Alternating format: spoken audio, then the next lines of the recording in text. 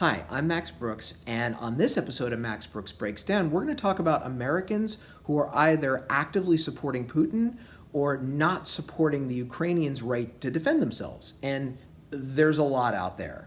From Oliver Stone palling around with Putin to Noam Chomsky, who keeps saying that the Ukrainians should bargain away part of their country without ever asking the Ukrainians what they want.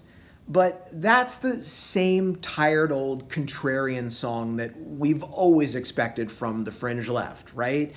America's bad and the West is bad, and therefore anybody who's anti-America in the West must be good. Yeah, we get it. But what's been surprising in this war is that the American right, the supposed rah rah, flag waving, promote democracy around the world people, have almost entirely thrown their lot behind a dictator's war of aggression. Everybody from Rand Paul, who tried to actively block speedy aid to Ukraine, to Tucker Carlson, who's just straight up said, I'm rooting for Russia. And that's actually not surprising when you look at our history, because the American right has always flirted with fascism. And that's why in this episode, we're going to talk about how the party of Putin used to be the party of Hitler.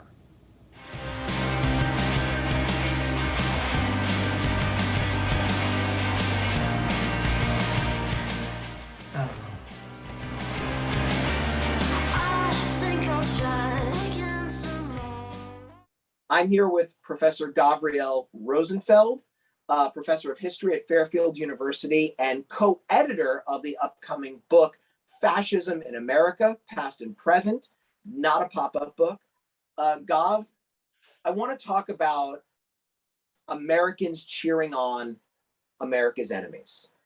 Because I'm sure, like me, you were horrified right before Putin rolled in the tanks into Ukraine to watch Tucker Carlson make that speech about why should I hate Putin?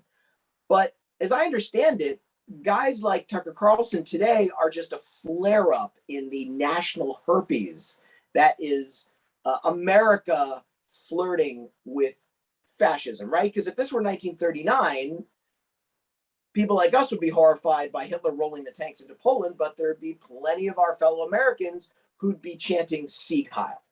Yeah, and that's an excellent point. Unfortunately, we do find ample precedent in the 1930s and early 40s of Americans either cheering on the Nazis or viciously opposing FDR's effort to try and get involved in the European war against the Nazis, counseling, for example, neutrality. Now, prior to Hitler declaring war on the US in December of 1941, after Pearl Harbor, it was December 11th when he declared war on the US, the official policy of the Nazi government was to try and keep America out of the war. And there were plenty of foreign agents and German Americans, specifically in the German American Bund, which was founded in 1936. There were plenty of efforts on the part of those people to make sure that Americans were at least neutral on the question of Hitler, if in fact not even positive about Hitler. And Fritz Kuhn, the infamous leader of the German American Bund, he was constantly urging his supporters to portray Nazi policies in the most positive light, to de-emphasize the crimes that were being perpetrated against Jews in Germany, and to get Americans basically on board, either the Nazi train or at least not to oppose what the Nazis were doing. Well, that literally sounds like Tucker Carlson's speech, which is, why should I hate Putin? He's not my enemy. He's not doing anything to me personally. What other similarities can you draw between these sort of the pro-Hitler parties of the 1930s and the pro-Putin party today? Yeah, I mean, there's a lot of similarities. I think your initial question was about foreign policy and how Tucker Carlson's stance on Putin is about America's geopolitical interests. And of course, there's a long tradition of isolationism in the US. People who led the America First movement, Charles Lindbergh, very famously, of course, spoke out against American intervention in the European war that began in 1939. So yeah, that isolationist streak certainly is a long-standing one in American history, but I think what Tucker Carlson is doing that's even more ominous is with regard to domestic politics. One of the things that leads a lot of Americans on the right today to admire Putin is not just that he can go into a foreign country unmolested and just lay claim to whatever it is he wants, but he's also running a very quote unquote tight ship at home. He suppressed the free media. He's censored any dissident voices. He's undertaken political assassinations, all in the effort to try and create a much more nationalistic Russia, make Russia great again. Unfortunately, I think Tucker Carlson and many people of the Trump wing of the Republican Party, which I guess is pretty much the whole party now, except for Liz Cheney and maybe Mitt Romney. I mean, those are people who also would like to erode democracy at home because they believe democracy isn't suiting their interests, which they define as keeping America white, keeping America homogenous, keeping America free of immigrants and Muslims and Latinos from south of the border or whatever. And so that mix of right-wing domestic policies and right-wing foreign policies, I mean, there are a lot of echoes between what's happening now and in the 1930s. And was that a core tenet of America's pro-Hitler party in the 1930s? Was, listen, it's not just that we want to stay out of European wars, it's that what Hitler's trying to do with Germany would really be great policy here in America. Yeah, no, for sure. And there's a lot of recent literature that's tried to make a connection between American policies in the 1920s and 30s and German policies, whether it's with regard to anti-miscegenation laws between whites and blacks, whether it's regard to anti-immigrant sentiment. The Immigration Restriction Act of 1924 totally cracked down on Asian immigration from Eastern Europe and Southeastern Europe, tried to keep America as white and as Western hemispheric as possible. And that only changed in 1965, if I'm not mistaken, when the immigration laws were dramatically loosened and made much less racial. But yeah, throughout the 1920s, there are people who are eugenics supporters, like Madison Grant and Lothrop Stoddard. There are people who are trying to keep America white by limiting immigration. There are people who are also, by the way, it's hard to say this, but demonstrably wanting to keep America as Christian as possible. So whether it's William Dudley Pelley's Silver Shirts, whether it's Father Coughlin and his Christian Front, there are easily a half dozen right-wing pro-Hitler organizations, political parties, really fringe parties, but still, that promoted a very overtly Christian vision for what America had to be. So white supremacy, anti-Black, anti-Jewish, anti-communist, and as Christian as possible.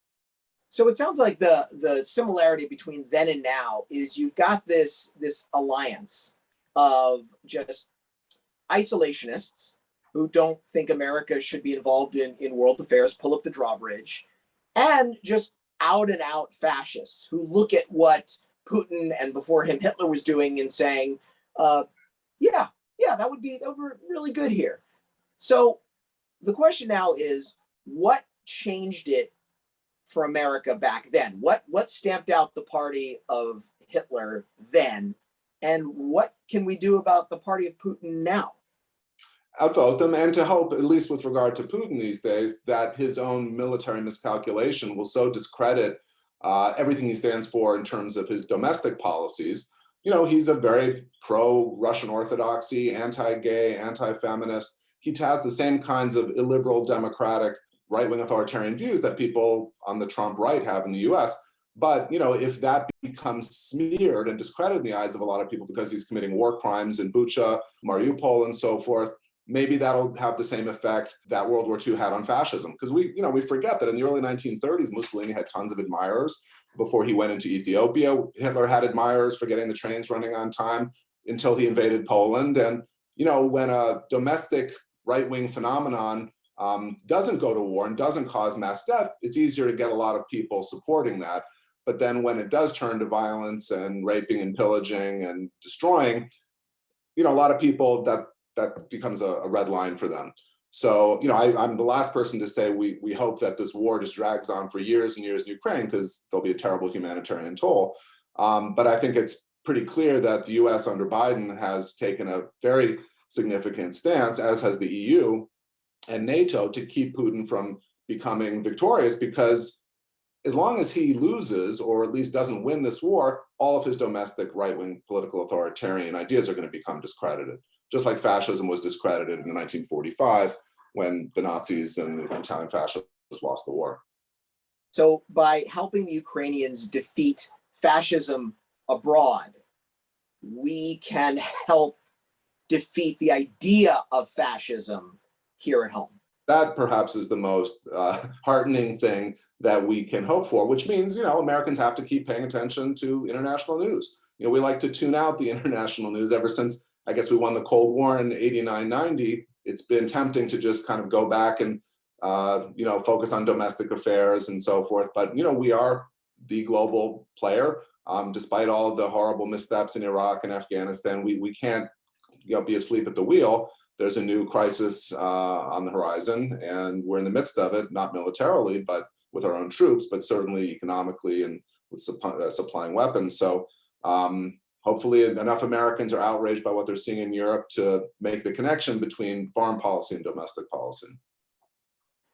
Gav, thank you for coming on and talking to me and just reinforcing the narrative that I keep hearing over and over and over again, which is Ukraine's fight is our fight. 100%. Thanks for having me. Thank you. Thank you for watching, and don't forget to subscribe and stay tuned for the last episode of this season of Max Brooks Breaks Down, where the expert I talked to totally demolishes the myth that somehow Putin's war is just defensive against NATO aggression. See you then.